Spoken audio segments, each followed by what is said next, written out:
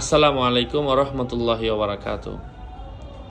রাখে আল্লাহ, মারেকে ইজ্জত দেওয়ার মালিক আল্লাহ, সম্মানিত করার মালিক আল্লাহ, সম্মান ছিনিয়ে নেওয়ার মালিক আল্লাহ। সুতরাং আল্লাহ তাআলার এই গুণবাচক মহতি নাম এবং আল্লাহ তাআলার এই আল্লাহ বরকত লকেট আপনারা জানেন এটার মধ্যে কি কি রয়েছে।